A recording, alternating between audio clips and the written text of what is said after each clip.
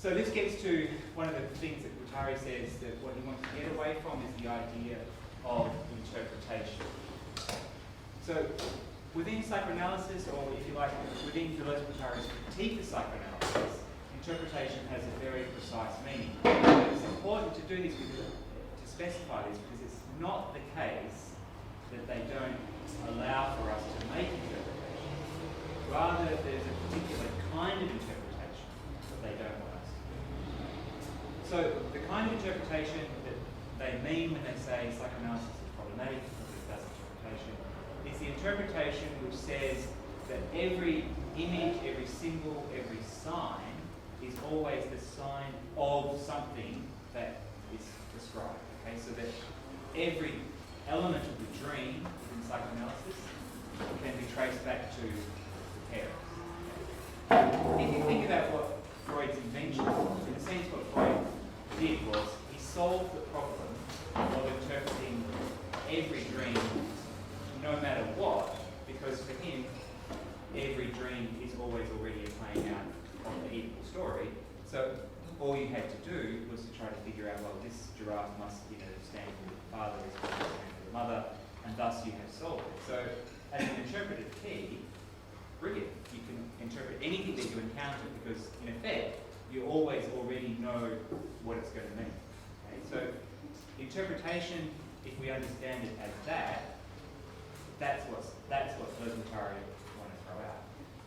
But having said that, they don't want to throw out the idea or the problematic of us encountering a dream in which there are two giraffes or whatever, and saying, well, what do these things mean, or how do they function, what do they work, what is their purpose?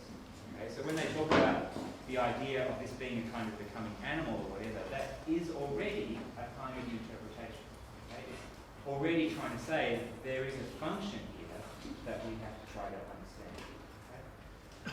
So I know it's a kind of cliche, virtually a truism of Deleuze-Guattari's work that you can't do interpretation. But that is a nonsense.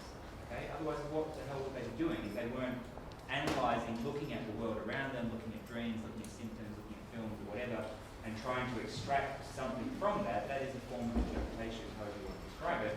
So they do that. Okay? So you can't sort of say, oh, well, I don't do interpretation because I'm Deleuzean. That's wrong.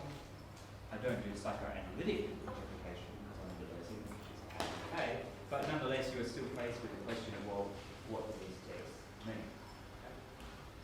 So, to move from that as a starting position, then it always seems to me really interesting to try to think, well, if I would just accept that I'm a Deleuzean and I can do interpretation, well, how would I interpret texts if I encounter them? What would be the Deleuzean or Deleuze-Guattari reading of this particular film? You may be able to do a psychoanalytic reading very easily, but what would you do if you were to do a schizoanalytic reading? And I think until we take the step of wanting to actually do these kinds of schizoanalytic readings, then we leave Deleuze-Guattari studies, if you like, or we leave ourselves in a neutral position. We're not going anywhere. We're just spinning our wheels, going, great, we know Deleuze, but we can't do anything with it. I can't imagine that Deleuze-Guattari themselves would have been thrilled with that as a prospect. That people are reading their work but doing nothing with it. So to me, it's just crazy. So the challenge for us then is to think, well, how do we take that work and put it into a form that we can do something with it? Okay? So that's kind of my project, if you like. That's what I've been trying to do with the idea of schizoanalysis, to try to find a form that we can do something with it, and experiment with that. And I think in some cases getting it right, some cases getting it wrong, other cases more or less effective. So that's the project. So if we were to go back to and pick up the thread of the idea of the critical schizoanalysis, which is the sort of the political form, if you like. In the this Brazil book I keep talking about, Guattari says something quite interesting, and I think it's more or less the starting premise of the critical project, which is, this is roughly the quote: capitalism produces the subjects it requires to sustain itself. Capitalism produces the subjects it requires to sustain itself.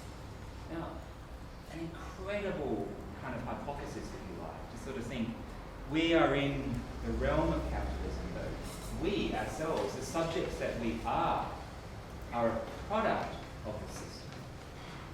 very interesting kind of equation to sort of think, well, what would that mean? How does that function? Now, part of what Guattari is saying then is that capitalism is not simply an economic system. It's not simply that we could say, right, had enough of capitalism, we're going to switch over to communism or socialism or any other kind of system. And the reason we can't do that is because we are formed by that very system. So it's not just an economic system. And this gets to what I was saying the other day about this book that apparently they were working on that never got written, that has to do with semiotization. Because Guattari's definition of capitalism is that ultimately it is a system of semiotization. Okay? It's a system for creating value, or if you like, meaning. Okay? That in a sense, money is value, it's meaning. Okay? It's, we take coins out of our pocket. Those symbols, those things that have meaning, that have a sort of semiotic dimension, that's what the critical project is trying to describe. That's what the critical project of psychoanalysis wants to analyse. So how does capitalism produce us? How are we produced in its image? How does it produce us such that we sustain it, that we can't get out of it because we are its product? Now, as several people have said, with respect to, say, Facebook, for example, we don't consume Facebook. We are its product. We are its commodity. Facebook produces us as a commodity which it then sells on to other people. Because our attention that we give to Facebook, that we give to Google or whatever, is actually what's marketed. So Facebook captures our attention and markets onto other people who want to sell us stuff. So we are the commodity. We are not the consumer. So our whole perspective on our daily life, in a way, should be shifted. To sort of see the moments whereby actually we are the commodity, not the consumer that we think we are, and try to think, well, where are the moments where we are the consumer? Where are the moments where we are the ones that are the end user, the ones that are in charge? So this idea of our attention, the way that we are produced, means that the project of schizoanalysis is trying to say, how is the subject formed? What does the subject look like? And this is what I was getting to the other day, the ideas of affect and time and so on. Now, Guattari has the idea that there are sort of two side-by-side processes, which he refers to as subjectification with an F and subjectivification with a V. Okay. The subjectification is the process whereby we become a self, if you like. And that would be the self that we understand ourself to be. So when we say, this is myself, I am myself, etc., that is the process of subjectification with an F. The subjectification with a V is the process whereby we are produced as a subject by external forces. So notions of citizenship, of gender, politics and so forth, those things call upon us to be a subject in a particular kind of way. These two processes occur not necessarily in parallel, but side by side, and that there is, of course, always a kind of conflict between the two, and you can't sort of say, well, I'm going to ignore one and only focus on the other. The two things happen together. Now, the question would be, if we were to sort of continue the critical project and try to move to the analytical project, how do we use the analytical project to further and to understand the critical project? So, for me to try to put this into a language that I could understand or that my students could understand, would be like saying, how do I interpret texts, how do I interpret the things that I encounter in my daily life, such that I can understand that from a critical perspective? How do I understand how those texts make meaning, how they mean to me, in a way that helps me to understand how does capitalism, or the larger system in which we live, produce. Okay. Now, for psychoanalysis, and the reason why psychoanalysis was so powerful for cultural studies for such a long time, is that it had this sort of hypothesis that if it existed in the world, we must want it. Okay? As kind of basic as that sounds, and if it exists in the world, it exists because in some sense we want it, right? It fulfills either a need, or more particularly, it fulfills a fantasy. So Lacanian cultural studies, for the most part, has the basic hypothesis that all the things that are in the world can be explained in terms of fulfilling a fantasy. So that if we're watching a movie, we see a particular kind of scene, and we sort of think, well, you know, so Zizek would say, well, this fulfills the fantasy of blah, blah, blah, whatever it is. Okay? Now, it's not to say that that's necessarily wrong, but it is limited. Okay? It's limited because it kind of assumes always already that there is a pre-existing subject who has fantasies that are fulfilled. Okay? Now, Lacanian semiotics allows for the idea that those fantasies can be integrated within us, and therefore we sort of have, as it were, capitalist fantasies. And Zizek often talks about us having sociological problems, i.e. problems that are generated by sociological discourse that we interpolate. So the example he gives is of, you know, when they go out to interview the soccer hooligans or whatever, and they say, you know, why do you kind of destroy the bus or whatever? And the person says, oh, well, because I come from a broken home and my parents are poor and da da da. And so Zizek said, well, these are not explanations, this is just sociology as a discourse that's been integrated into how people understand their lives. So it's kind of a full loop. But the question I would ask is, and this kind of goes to the very core of psychoanalysis, is it possible to explain everything that we do in cultural life in terms of a basic idea of pleasure, or a basic idea of, you know, jouissance, enjoyment, and so forth?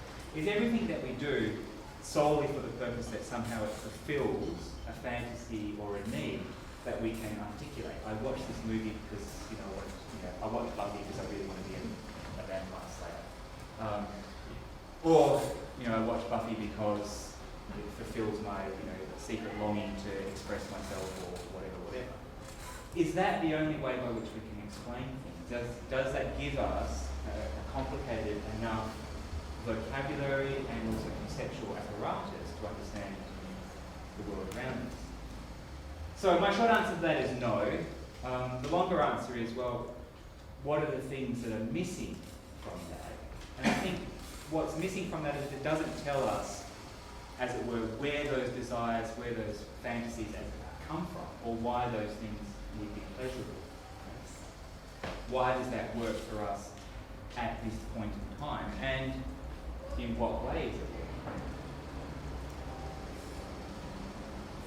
So, what I want to try then is to get your input here and think about vampires, because vampires are good, right? They're nearly as good as unicorns. What's interesting about vampires as a kind of literary cultural text is that they are not plot dependent.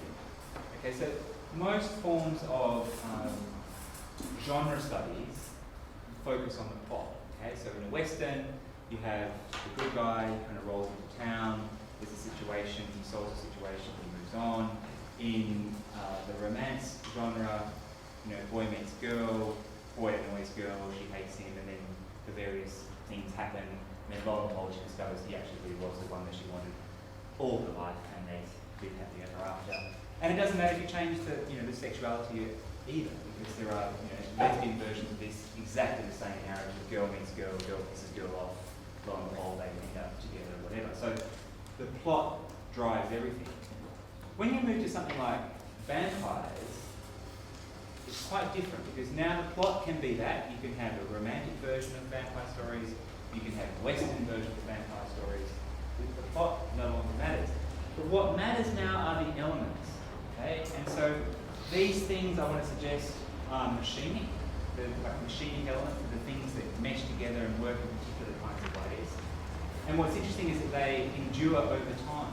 Okay? So the vampire stories date back to the sort of the most kind of recognised formulation of it is with Bram Stoker, but already there were versions of it before that. So let's look at the basic elements. First of all, they are eternal. They live forever. They don't age.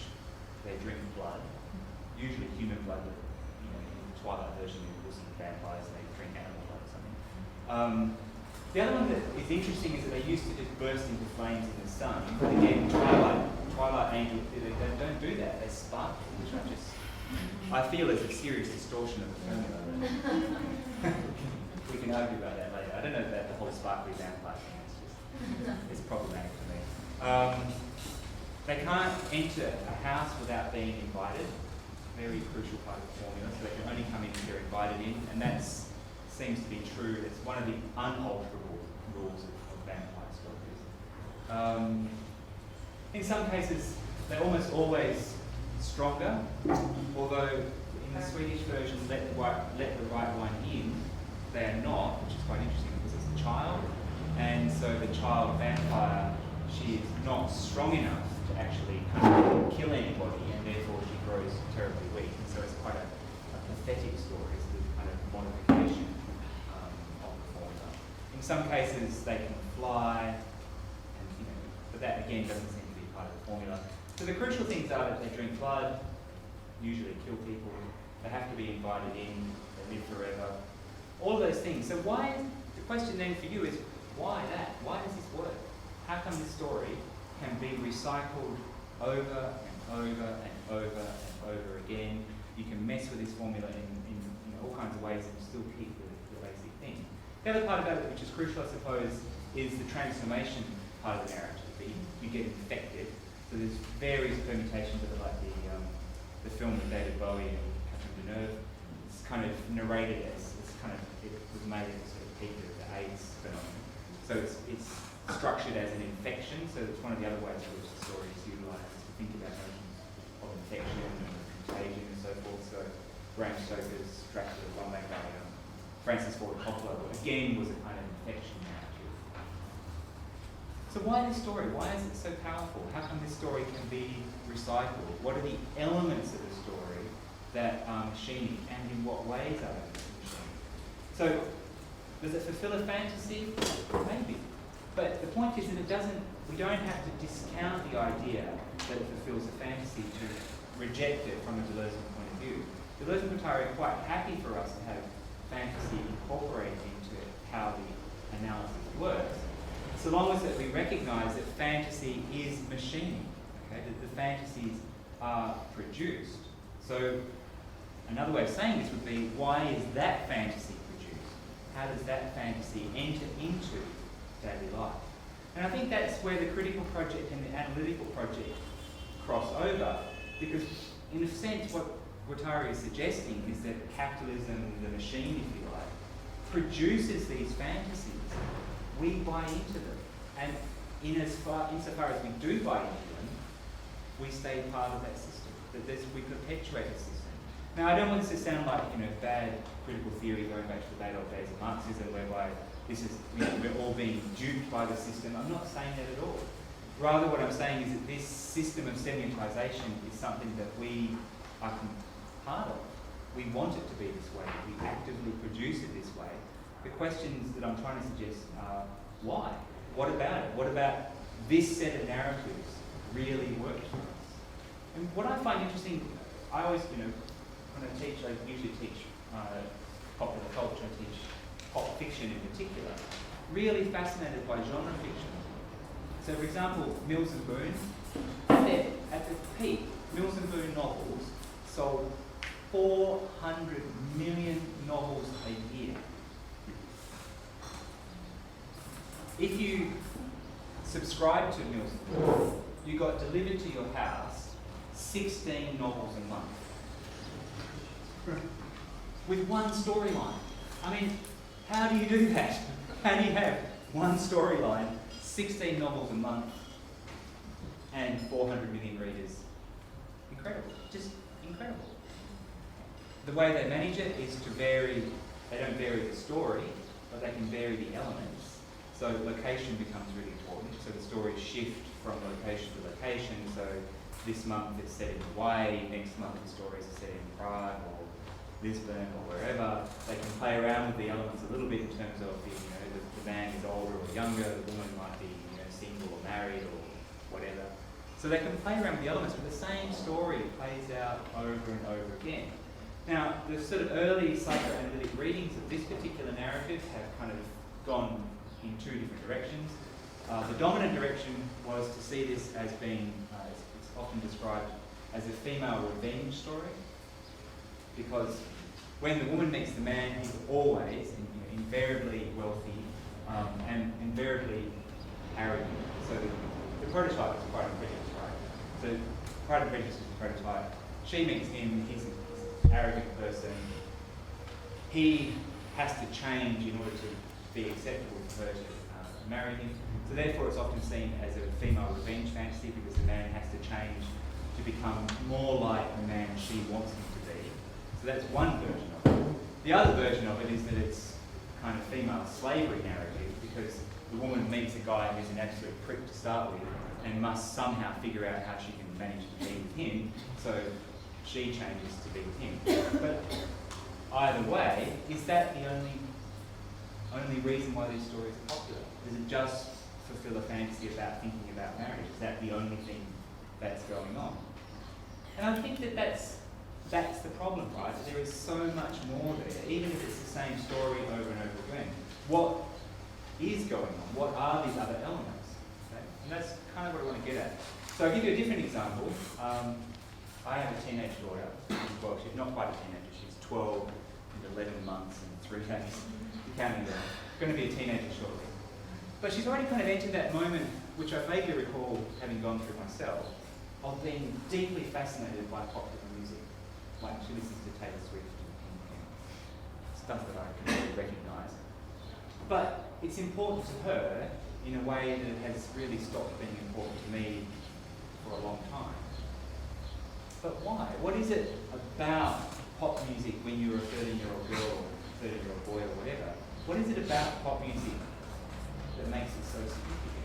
She's not yet old enough, as it were, to have memories of I met my first love at that date and we got married listening to that song. And none of those kind of later forms of significance have sort of set in. For her, these songs are important right now, right as she's listening to them.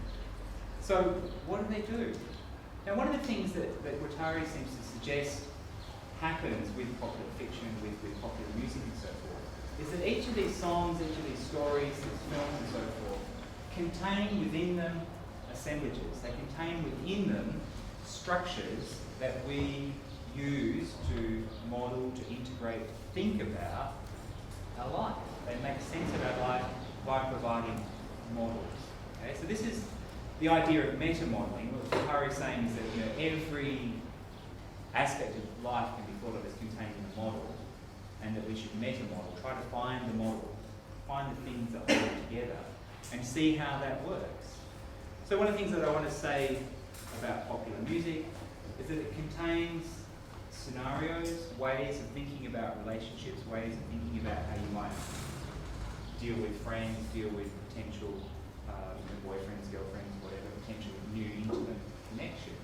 But it works through some of that kind of emotion, some of that kind of affect, models it for you. Okay?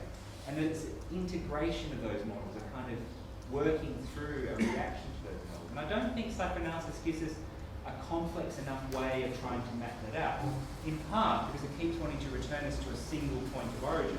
Whereas if I were to sort of suggest that we did a kind of cultural studies project and we mapped a full range of songs that your average teenager listens to and tried to map out what each of those songs are about, it would be an incredibly diverse kind of range of songs. Like, my daughter likes to listen to AC/DC Thunderstruck just as much as she likes to listen to Taylor Swift.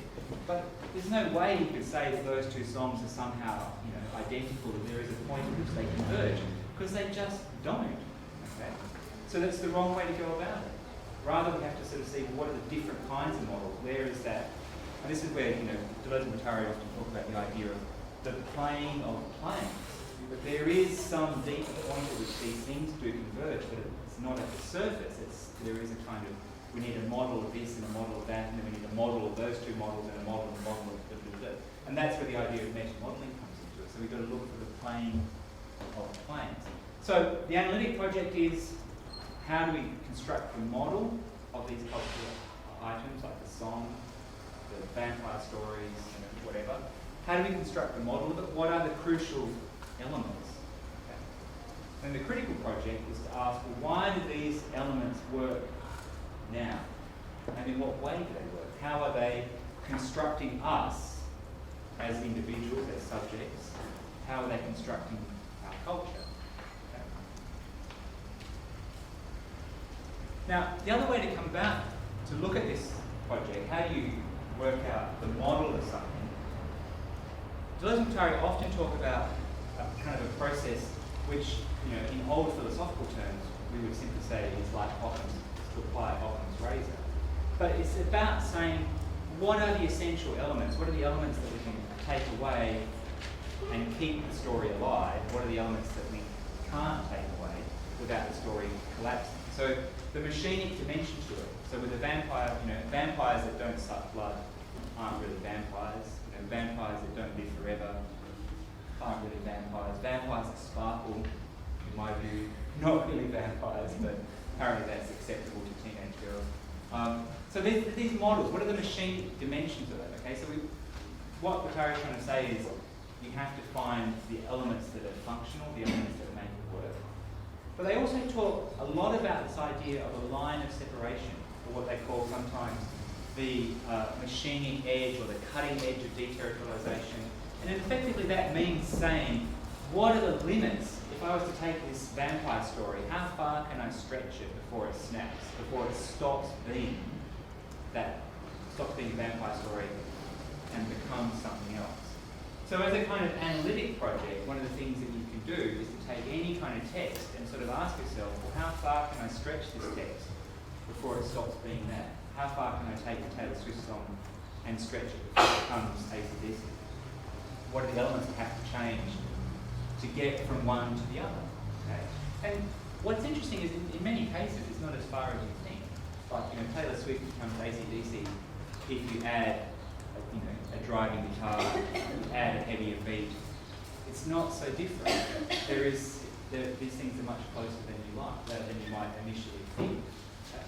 So this idea of a cutting edge of deterritorialization, trying to find the limit between where one thing ends, where the next thing begins, is in many ways that is the project of 1,000 More Tones. So what they're trying to do is sort of find these points where this thing ceases to be that, becomes something else. And this is, the language that they use has to do with the notion of emergence, the notion of creativity. So for something to be created, it has to be radically new. But that means, how do you get out of what is already existing? What does it take to become new? What is the point at which something becomes new? The other thing I talk about is the idea of the multiplicity. Okay, so the multiplicity, every text, the vampire story, the pop song, whatever, is a kind of multiplicity in its own right.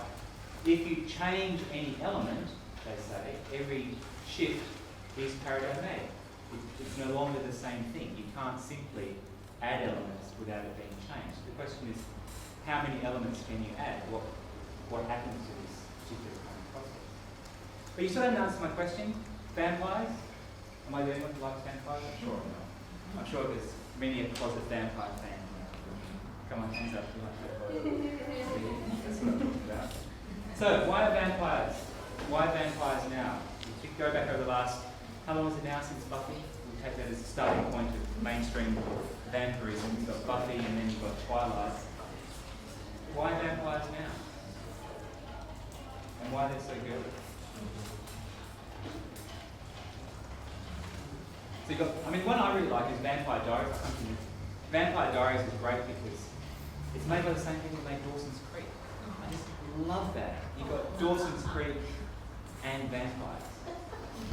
This doesn't get better than that. That's TV gold. So Ariane, and then I'll come to you, Sherry. Well, does not the form of the question, isn't it already misleading? Because if you ask why vampires now in general, you are very, very quickly regressing to finding this kind of fantasy that all of us have. So wouldn't the proper, for instance, the Twilight thing, girls might watch it for a kind of romance thing, and guys might watch True Blood or whatever for a kind of power fantasy. So is it even fantasy or image? Is it even possible to ask the question why vampires now in general and expect to come up with one answer? Well, you assume that I wanted one answer. No, I'm asking. I'm not assuming. I'm just asking. I think we can ask that question, but I wouldn't assume a single answer. I don't know where else we could start with that question. I think, in a sense, that's what Deleuze and Guattari say, that we can always ask these questions so long as we assume that the answer is contingent. There are a series of contingencies that happened along the way, but there is no universal answer, as you say, and there's not going to be a single answer. But by the same token, we don't want to kind of immediately sort of kill our opportunity to ask any kind of question themselves. Possibly can't ask this question because the answer itself is impossible. Rather, I think we have to sort of start by asking the question and then to say, well, this raises issues. We think, well, how do we keep framing it so that we can get to the point where we can begin to answer it? Sherry? I think this is something that people have talked about, I think, a lot. Stephanie Meyer was real explicit when she wrote hers in the Twilight books, that part of it was the ideal of chastity, making sex, which is very dangerous and exciting, making it such that it would kill you, right? So to actually idealize that waiting for marriage. Yes, and she has this whole idea of it being painful, right? Yeah. In hearing a question, I can't help but ask not necessarily why now, but what do they do? What does it do? Just like the same question of what does it produce? And I go automatically to this idea of like a novel form of subjective enunciation. Like it exposes the potential for some sort of other subjective becoming, which might be defined by certain elements in this assemblage, but it also exposes the potential for other potential subjective enunciations, maybe. And maybe that, as a youth, that seems exciting because it exposes what potential there may be. Yeah, I totally agree with you. I guess the issue that comes to mind is, does it need to be exciting? In a way, the first part, we can just simply have it as that it is transformative, that our interaction with texts are transformative. But this exciting part would be kind of like what Buchanan talked about as sort of the surface value of code, that there is a dimension beyond that. But in a way, I think if we focus on that too much, we sort of slide back into sort of psychoanalysis. It has to be about pleasure. So the thing for us is to try to figure out how do we hang on to just the subjective part, the transformation of the subject. Well, I think maybe just for me, here we are, we're mortal beings. We have a serious problem of death, and I think for me, what fascinates is people have found some kind of answer to one of life's greatest questions, that they've discovered some form of immortality, and then at the same time they've also discovered a morbid form of immortality. It's kind of like it forms this root of this kind of bodily, sexual kind of side of things that people are obviously very. It does really participate. I love vampires. I live in Hungary, so it's definitely part of the environment. But there's always this transgression of these normative kind of values that the culture lives in. So I'm not surprised that vampires just produce endless fascination, because if you think about a society of consumption, of people only always have to work within limits and working, and there's always this kind of life never seems to be totally fulfilled, and then you see these glamorous creatures who are like living forever, sucking everyone's blood, having sex with whoever they want. Why?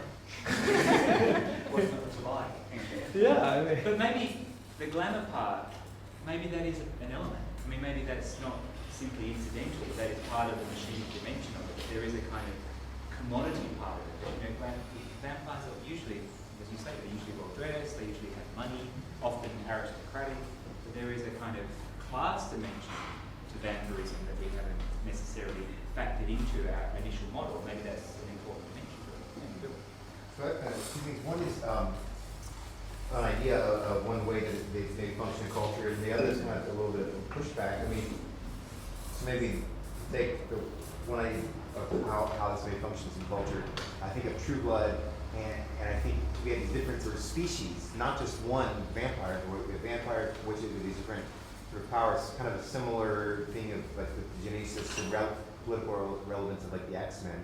This sort of some kind of a cultural processing through not just others that are like among us in the sense of a greater cultural awareness of all right, what's queer or camp or something, but this is sort of something that in the U.S. definitely, if you listen to podcasts like Savage Love, it's part of the everyday now. People are having to sort of appropriate what middle class America could sort of keep at a distance, by having to learn how to live with the vampire. So this maybe, for me, would be a way like, oh, this is doing work for culture. It's culture like being like, okay, we're accepting a more multiple sphere. But then also for me, that feeds into sort of a psychoanalytical approach of a sense of these things as overdetermined. So they work for a lot of different spaces. And so I would maybe a little bit push back and ask the question, can't we feed that sort of psychoanalytic approach or cultural analysis model into our machine? Right? That can be like, we can plug that into our Deleuzian, what is a do machine, and that can be a sub, mill, right, to grind out these ideas. Like, can we incorporate a psychoanalytic reading into our attempt to understand this cultural? Oh, I think we can't avoid it. I mean, in a sense, what Deleuze say about psychoanalysis is that insofar as we are capitalist subjects of a particular type, psychoanalysis explains us perfectly. It's not that psychoanalysis is wrong, it's rather psychoanalysis only explains the surface level. It doesn't explain how those particular formations of desire came into being in the first place. So psychoanalysis definitely explains our fantasies, sure, but the question is, why do we have those fantasies? What is the larger sort of structure that produced those fantasies? And so schizoanalysis wants to take a step back and say, yes, by all means we have psychoanalytic fantasies, but they don't come from nowhere, so how do we analyse those things? The other thing is, I was reminded then of Philip K. Dick, who said that we all live with schizophrenia because of television, right? That we all hear voices. We have TVs going on in our house. We've got all kinds of voices. Like my TV has 110 channels. I mean, my God, how much kind of cultural input is that? And then with Facebook and so forth, now you can't escape your friends. They haunt you like a bad memory or whatever. Everywhere you go, you've got images of what they're doing and so forth. So the level of input would, there would be schizophrenics around who would be kind of horrified if their voices got to anything like that dimension. And so the way by which we live our daily life is in that sense, quite literally schizophrenic. And that's really what schizoanalysis is trying to say. The level of semiotic input that we're dealing with is phenomenal. How do we deal with this? How do we make sense of it? How do we become functional? And something's in it. Yeah, going back to, again, the actual structure of vampires, I was thinking about the conditions of existence, which actually are more or less polar opposites to ours. They drink, they don't eat, they live forever, they don't age, and so on, and we don't do those kinds of things as polar opposites. But I was also thinking how those conditions of existence contribute to modes of behavior that they might have. They actually have modes of behavior like us. Within the conditions of their existence, they're decent. At least they try. Many of the stories present them as being decent. As you say, it's been aristocratic, measures of loyalty, honor, and so on. So I was sort of thinking about how that works also then in terms of the texts that they occur. What is the texture of the vampire story? And it is really filmic, actually.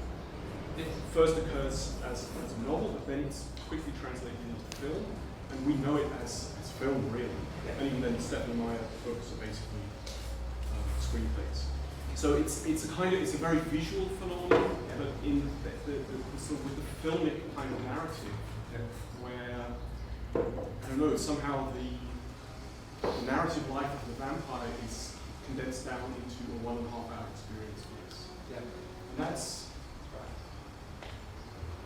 how that relates to the whyness, the critical question, is not something I'm not so sure about. Yeah. One of the things is, Nuno was talking yesterday about looking at the construction of Deleuze's book on Proust as occurring in several stages.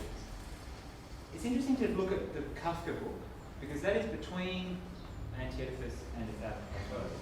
Frederick Jameson has hypothesized that it's the 13th plateau. It's a kind of a straight plateau that sort of grew too big and had to be cut loose. I don't think that's right. I think actually the Kafka book is a kind of changing of gears. There's a definite shift in the way in which they're wanting to try to do things. But what's really interesting about it in the context of this discussion, apart from the discussion of Kafka's letters being like vampires anyway, but it's dealing with this question of reception and how does writing work and where does it work. Okay? So when we're dealing with sort of textual production from a psychoanalytic point of view, it's always at the level of the symbolic or the imaginary. But in the Kafka book, Deleuze and Guattari say, no, it occurs at the level of the real. Now this is a radical shift in how we want to think about how texts are produced. If writing occurs at the level of the real, it's a kind of instant contradiction, right? Because the real is, by Buchanan definition, the unrepresentable. But in a sense, that is what is right. It's not the representations that are important, it's what is not represented that occur nevertheless as a consequence of the representation. That's important. And if you think about Deleuze's earlier work on the logic of sense, where he has this idea of the superlinearity of meaning. Meaning does not occur at the level of the text. Meaning occurs superlinear, i.e. above the text. Again, this is a precursor to the idea of the virtual and actual split, that we have the actual text in front of us, but the meaning of it, the organising principle of it, so the thing that gives it its sense that it has, occurs somewhere else, and it occurs, as they later say, at the level of the real. That's a really interesting idea. So if we wanted to say, what is the real difference between psychoanalysis and schizoanalysis, it's a profound shift of focus. And instead of saying the meaning, in terms of how we understand culture, resides at the level of the imaginary and the symbolic, rather than saying, no, it happens at the level of the real. It happens at the level of the part that structures us. Okay? So the real is unrepresentable, but it's unrepresentable precisely because it is part of our structure. It's the very thing that we can't help but be, the very thing we can't help but do, can't help but think, and so on. So how does writing do that? How does representation do that? How is that possible? So I think, for me, what's really interesting about what Deleuze and Guattari are offering us as a kind of theoretical text is that it's pointing us towards asking a new set of questions around the issue of perception, around the issue of the way by which we engage with text, the way in which we engage with the production of meaning.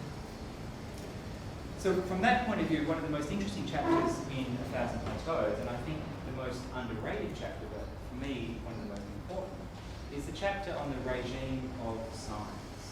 Okay? Now, the regime of signs then is an attempt to theorise the possibility of these larger systems of meaning production. And they talk about, from memory, 5 different regimes of signs. But it doesn't really matter if it could be 5 or it could be 50.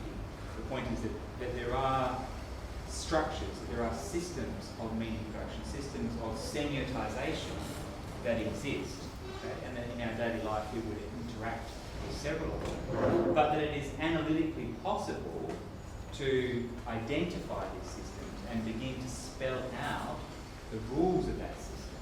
Okay? And I think for Deleuze and Guattari, the sort of basic generative move is that if you can identify the model, if you can make it visible to yourself, then you make it available for change. And that is how revolutionary change occurs, because if you can make it visible to yourself, if you can say, this is how I'm structured, then you can also say, this is how I no longer wish to be structured, and change becomes possible.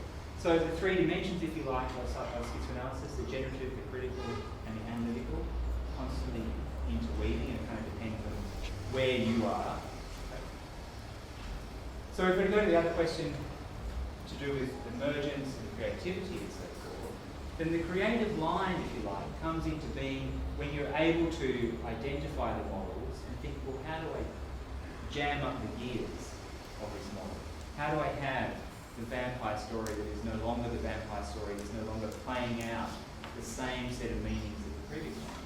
And I think from that point of view, that's why, for me, the Swedish one, Let the Right One In, is incredibly interesting, because you now have the vampire, but the vampire is a pathetic figure, no longer glamorous, no longer strong, no longer really an effective predator, but quite a pathetic figure. It's not necessarily the most revolutionary thing that has ever been done in art by any means, certainly not trying to claim that. But it's an interesting example of how you can take a formula and find something creative to do within it. The other one that's become popular quite recently is, of course, zombies. This I don't get. What is the attraction of zombies? I mean, at least vampires are usually attractive. Zombies are kind of dead and corpse-like. What's the attraction of zombies? What's that about? Video games. Sorry? Video games? Video games. Yeah, okay. So what's the attraction of that? We like killing zombies? It's not like, yes, video games, and also the zombies are not most of the time the main protagonists that we like destined will be like the girl. Well, we like her because she kills zombies. Right. Or become zombies, but in a different sense. So from a popular culture point of view, zombies have created, what in a Gundam sense, these are the creatures that we can kill because it doesn't matter. This is bare life, or bare death, I guess it is. But in a sense, that's interesting for us. It's like, why does our culture feel the need, or where does that need come from? That we have a whole industry devoted to producing this experience. We have video games, we have it on our phone, we have it on whatever, but reproducing this experience. So the other kind of dimension, this is perhaps not something that's your experience, but if you were like me, who did cultural studies in the 1980s, cultural studies was always at that time as a kind of direct response and reaction of an almost allergic kind to Adorno-type critical theory. So Adorno said, everything cultural is shit, it's all bad, it's turning us into morons, they have destroyed everything that was artistic, and it's just all bad. I have a lot of sympathy with that position. Cultural studies arises in the 60s and 70s and said, look, Adorno, you elitist prick, you didn't know anything about culture, in fact, it's empowering. Girls are watching Buffy, and they're feeling so in charge of their sexuality, and they're just changing the world, it's kick-ass and it's good. We're sort of coming a little bit out of the end of that particular narrative, but we still have this very strong narrative within critical and cultural studies that culture is basically good for us. It's like we've lost the critical dimension. There's still a little bit alive in feminism, where feminism says, well, this stuff is misogynistic shit, but, Buffy's still good because she's empowering, and, girls are kick-ass and in charge of sexuality and so forth. There's still a tendency by which cultural studies, the sort of so-called analytic dimension, wants to celebrate culture. And the reason it does that is because it has the idea, or is based on the premise, that every response to the cultural text is an individual response, and therefore if it's an individual response, it must be good. Okay? So it's my individual response to this text, therefore it's created, therefore I've done something with it, therefore it must be good. So one of the other things that I would want to say about schizoanalysis is that we want to reject that idea, that there is no individual response, because we are not individuals who just have spontaneously grown up and become the people that we are. We are subject to multiple influences, subject to multiple forces, and we are the product of those forces. Okay? So it can't just be good, it can't just be intrinsically good, and I guess I would want to say we want to at least revive the possibility of saying these things are bad, they are turning us into morons, and there is this kind of problematic dimension to them. And I suppose one of the ways to think about that would be to see whether or not you think there is efflorescence of new creative things, or whether or not it's the same thing becoming increasingly narrow. What kinds of experiences are being reproduced? How different is playing one kind of computer game to playing another kind of computer game? If all you're doing is looking at a screen, this big playing a game, does it really matter what's actually happening on that screen? How different are these experiences? Why does culture reproduce so few experiences? And one of the things that's really interesting to try to do as an experiment, and I've often been aghast at this, people come to my city to visit it and you think, what the fuck are we going to do? There's like nothing to do in this city. We can go shopping, that would be great, we'll go to the mall. After that, what? The beach, yeah, maybe a swim, so then you're at a total loss. Think about that, the idea, what are the experiences within your city, within your neighbourhood, your culture? How many varieties of experience are there? How limited are they? And how, your whole city is structured around this huge industries. Like for example, the one that has been recently kind of forefront of my mind, which is quite interesting, is Disney princesses. Disney princesses is worth $3 billion a year. And there's an enormous amount of money just for, whatever it is, about 5 princesses or something. And this is, dresses, which of course have to be off the shoulder. Disney princesses don't have their shoulders covered. It's dresses, it's films, it's video games, it's whatever. But that's an enormous global industry around 5 characters. How much of a narrowing of cultural experience is that? And if you think about it, globalization means that everyone around the world has to do the same shit, right? It's not the broadening of experience, it's the shrinking of experience and the kind of export of the same thing. So everywhere you go, it's the same thing. So there's a friend of mine wrote an article recently, which is quite interesting. In the sense, he says like everywhere you go now, people speak English, which is great for morons like me. But it means that you're going to have an experience, within the future. It will almost be impossible to go somewhere where not everybody speaks the same language. I see that as a kind of actual shrinking of our experience. Everywhere you go, there's a McDonald's. Everywhere you go, there's a Starbucks or whatever. So there's a standardization that's happening. Okay? And I think Deleuze and Guattari were very interested in that and how that was possible. For them, that's what globalization meant.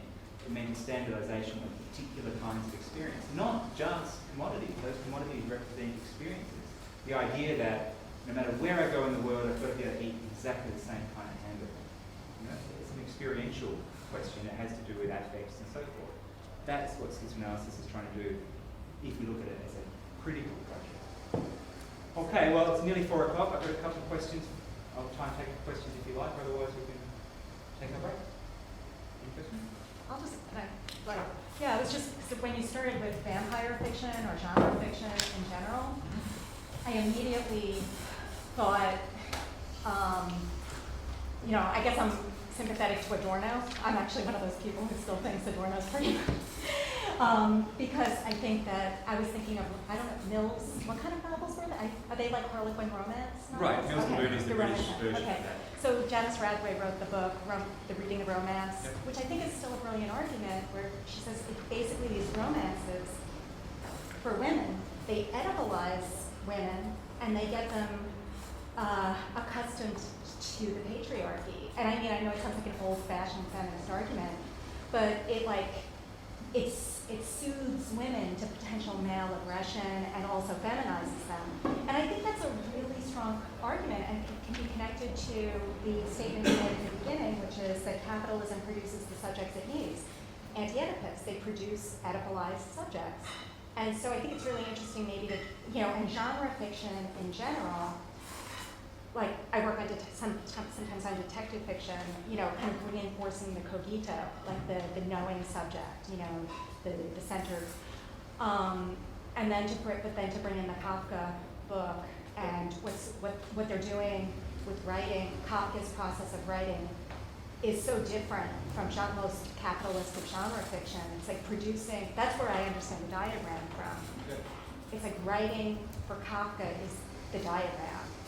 It's like, it's not just what's going on in the culture, it's like what the virtual tendencies of the culture are. So I think it's working with the real and the virtual in the Kafka book. Oh yeah, absolutely. And I think so Kafka is taking the bureaucracy and stretching it to its limit.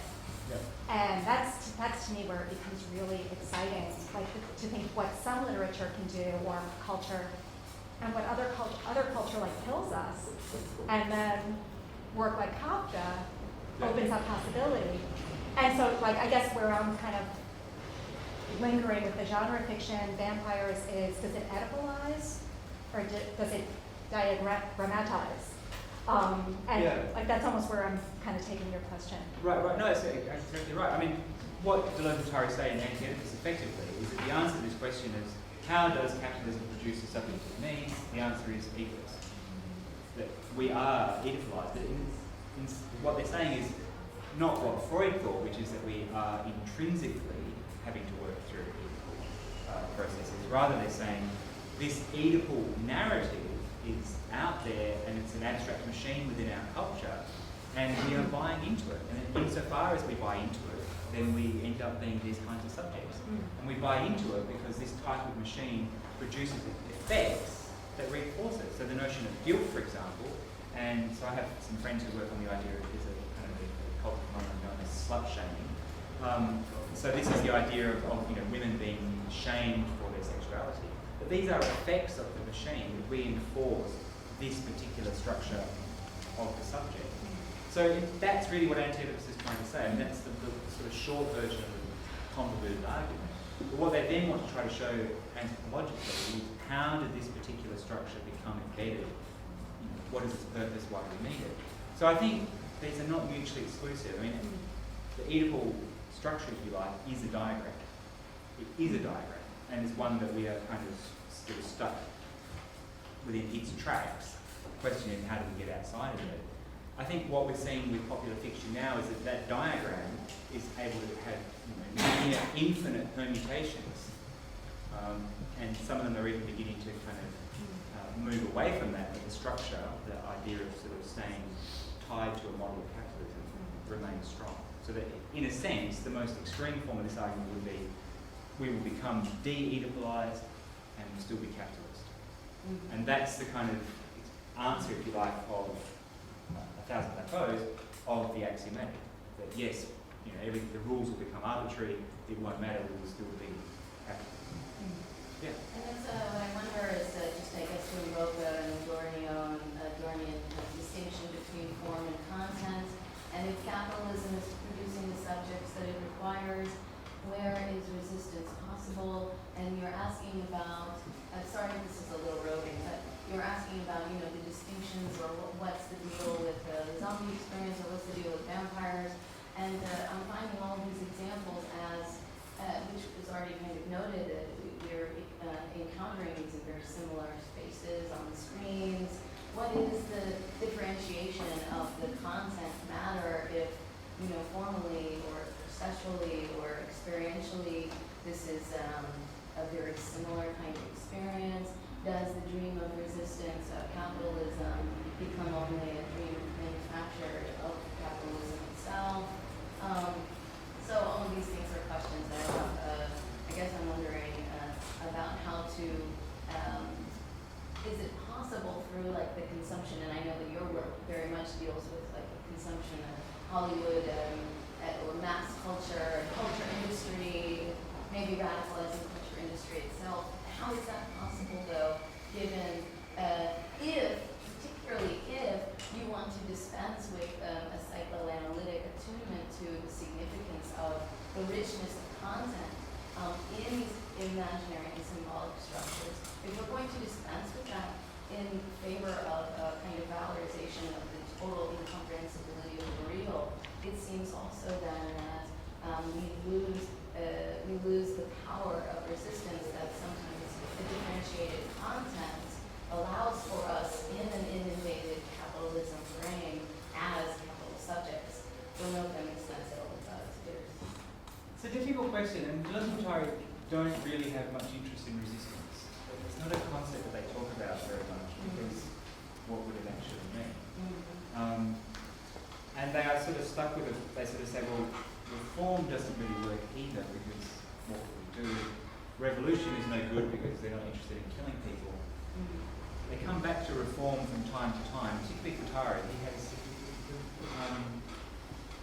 the Brazil book is quite interesting because he actually interviewed Lula as part of that book, which is extraordinary. So Lula was not yet Lula when he was doing his interviews, but he was interested in what were the particular policies they were going to try, what were the particular things that they were going to do. So Guattari particularly was interested in not an idea of resistance, but in an idea of reform at the level of policy. And through that book, he talks in several different places about how different kinds of cultural policy might be tried. We don't know how they're going to work, but they would definitely change the gears. Okay? Examples for us would be, say, so my wife works in health promotion. Now, health promotion is a really interesting space. On the one hand, it's pure for coding biopower, because health promotion people do not care about individuals. They don't care if you particularly smoke and die. They give a shit about that. What they care about is that health costs go up if people smoke. So therefore, if they can reduce the number of people smoking, then health costs will go down. So it's biopower at its most pure form, but nevertheless, it's about changing behaviour. It's about saying, well, how do you change behaviour? So what they did in Australia, and they're trying this elsewhere in the world, is you can't say to people, you must not smoke, because people don't listen to that. So what you do is you make smoking difficult. You push up the price, you add the taxes on, you make it, you ban it, you can't smoke in your car, you can't smoke in public buildings, and so on and so forth.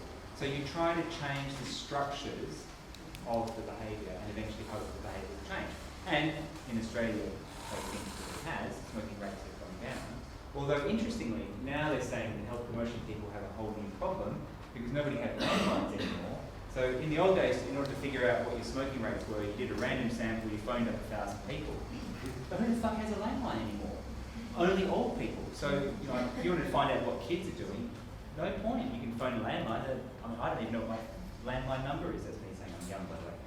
But I have a landline. I don't even know what the phone number is. If it rang, I wouldn't answer it. It's probably my mother. So it has a problem trying to find out what people are doing. It's very, very difficult now because we don't have. So they think now that their numbers may be off because they haven't figured out how to get in touch with the kids.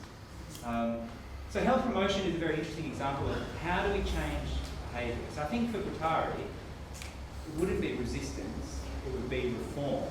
And that reform would take place through mass agitations. So I think my sense is that Guattari would be very interested in the Occupy movement and the kinds of things that they were trying to do.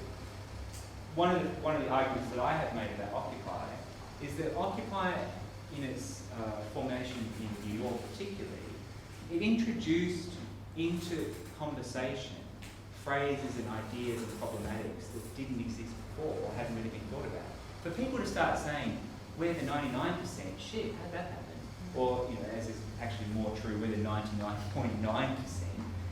That's a very radical shift. And once that idea starts to penetrate people's consciousness, who knows how that will then change the production of subjectivity going into the future. I'm not saying it's going to bring about the revolution overnight, of course not. But change, if it occurs, will occur at that level. A friend of ours, a David of mine, Mark Coaster, he used to tell a story in response to this question, which has always stuck with me. It's really profoundly interesting. He says, if you look at the history of the world, and Lisbon is one of the places where you start to do this, the taste for spicy food transformed the world. People wanted pepper on their steak or to mask the flavour of being rotten. And lo and behold, boats from here didn't know that they might not fall off the edge of the earth. They still didn't know the world was round. Thought, let's go to Indonesia and get some pepper. Extraordinary idea if you think about it. It transformed the world. So we don't know in what form transformation will come. Something as simple as a taste of pepper transformed the world. Something is like email or Google. These things, when they came into being, they, as Liz Guattari used that phrase from Nietzsche, they arrived like fate. Once they were here, bang, who even goes to the library anymore? I don't know where that is in my university. People don't. There's no need. The idea of a repository of learning has been so radically transformed, we don't think of it in the same way. So I'm not pessimistic about this. By the same token, I think we have to be watchful and see where change may come from and in what form it may come. Okay. Yes, I'm still thinking about your question about the vampire and the zombies, and you said, why now? And I thought that they were always present in Christ's days, but with the apostles and all of the apostles were vampires, and somehow Lazarus is a zombie. 3 days later, he woke up. Which of the apostles is that vampire? All the apostles, they gave the blood. So this is my blood. Drink it. They all drank the blood of Jesus, so they're All are they're all vampires. So somehow, they all It's the Christians. No, I should have known. I'm just joking, but it's an example. It's a metaphor in the Bible, whatever. But anyway, the question is, they somehow were always present, or through blood alliances, or whatever. So it's not so much why now, but what in the vampire or in the zombie functions, or that we need to address that question. It's not right now, or why now, I'm sorry. I always get nervous. But really, what is in the vampire or in the zombie that functions in the society and imposes questions to us? Yeah, sure. No, I don't disagree with that at all. Absolutely right. I mean, what's interesting about it is, so for example, Franco Moretti's analysis of the vampire narrative, he says there's only really 2 narratives. There's vampire narratives and zombies. But both of them he relates to, so vampires written by Bram Stoker in the period following the Great Irish Famine, he relates it to landlords. That, landlords, this is where vampirism, we understand the blood-sucking, rent being drained from our families and and so on. So, in a sense, vampire standards the perpetual emblem of capitalism as something that drains away from us.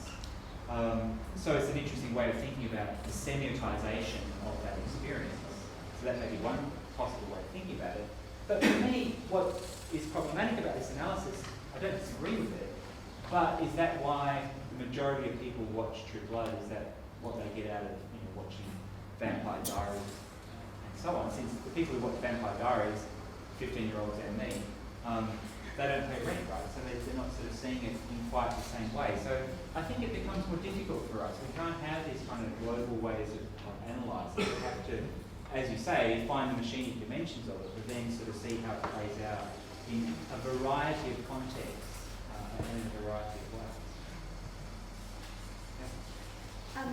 Some of the things that you brought up as being part of schizoanalytic practice or schizoanalysis, I think are also part of a general structuralist practice, which is Christopher, I think. I think there is a clear overlap there, such as the spelling out of the rule of the system, right, or looking at the